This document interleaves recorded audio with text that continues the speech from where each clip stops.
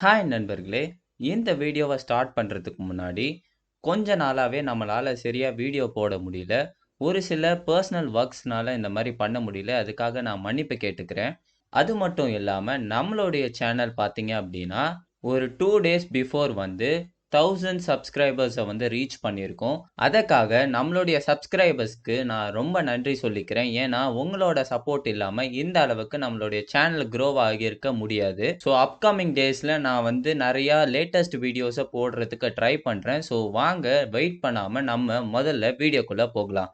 இந்த வீடியோவுல நம்ம எத பத்தி பார்க்க போறோம் அப்டின்னா, ஹியூமனா பொறந்த நமக்கு ஒரு சில ரைட்ஸ் வந்து இந்தியால கொடுக்கப்பட்டிருக்கு. அப்படி பேசிக்கா நமக்கு 7 விதமான ரைட்ஸ் வந்து முன்னாடியே தெரிஞ்சிருக்கணும். அப்படிப்பட்ட ரைட்ஸ பத்தி தான் இந்த வீடியோல நம்ம பார்க்க போறோம்.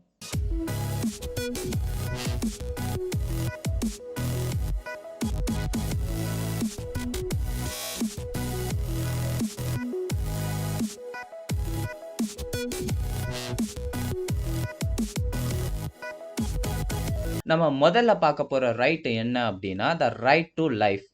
இந்த ரைட் டூ லைஃப் உடைய மீனிங் என்ன அப்படின்னா, இந்தியால இருக்கக்கூடிய எந்த மக்களும் தன்னுடைய வாழ்க்கைய வாழ்றதுக்கான ஃபுல் ரெஸ்பான்சிபிலிட்டி அவங்களுக்கு இருக்கு.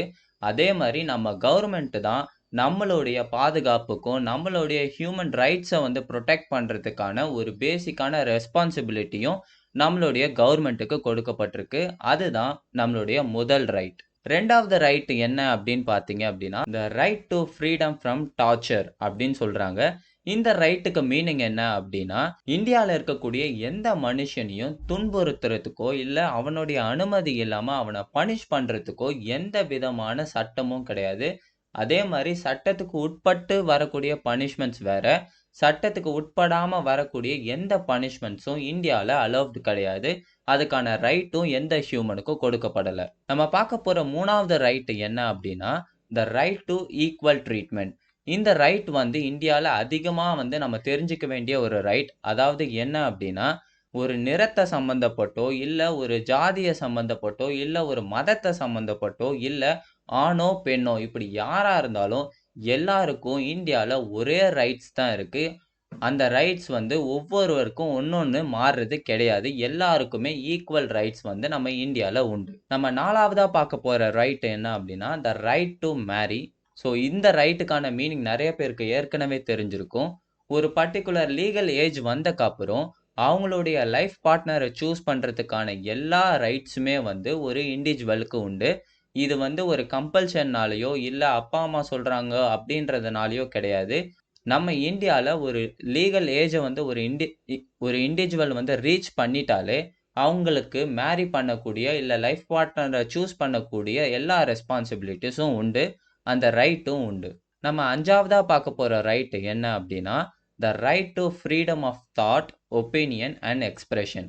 இத வந்து நம்ம ரொம்ப நல்லா கிளியரா புரிஞ்சுக்கணும். ஏன் அப்படின்னா, நெறைய பேரு இது மூலமா நெறைய மிஸ்யூஸ் பண்றதுக்கான வாய்ப்புகள் இருக்கு. இந்த ரைட்டோட உண்மையான மீனிங் என்ன அப்படின்னா, நம்ம எந்த இடத்திலயும், எந்த விதமான கருத்த எடுத்து சொல்றதுல தப்பு கிடையாது. அதுக்கான ரைட்ஸ் நம்மளுக்கு உண்டு. அதே மாரி எந்த மதத்த ஃபாலோ பண்றதுக்கான ரைட்ஸும் நம்மளுக்கு உண்டு. எந்த மதத்துக்கு மாறுறதுக்கான ரைட்ஸும் நம்ம இந்தியால உண்டு. ஒருவருடைய இண்டிவிஜுவல் ஒப்பீனியனால மட்டும் தானே தவிர, மத்தவங்களுடைய கம்பல்ஷன்னால அத செய்யணுன்றது கிடையவே கிடையாது. எந்த இடத்திலயும், எந்த விஷயத்த பத்தின ஒரு விஷயத்தையும் மற்றவங்களுக்கு சொல்றதுக்கான ரைட்ஸ் நம்ம இந்தியால உண்டு. நம்ம 6வது பார்க்க போற ரைட் என்ன அப்படின்னா, த ரைட் டூ எஜுகேஷன்.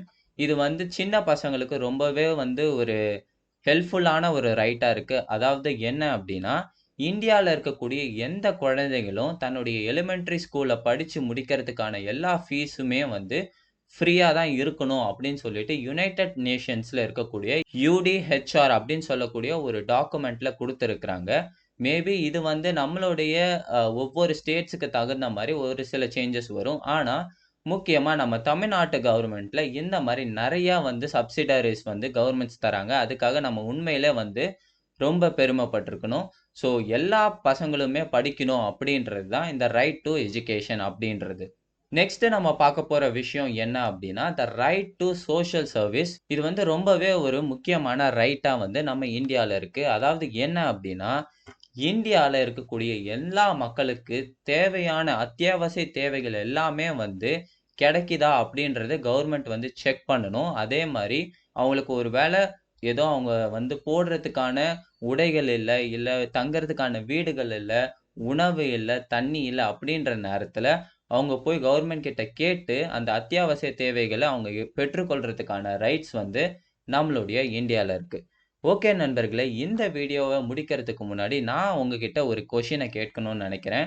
இப்ப நம்ம பார்த்த அந்த 7 பேசிக் ரைட்ஸ்ல எந்த பர்ட்டிகுலர் ரைட்ஸ் வந்து நம்ம இந்தியால ரொம்பவே குறைஞ்சுகிட்டு இருக்கு?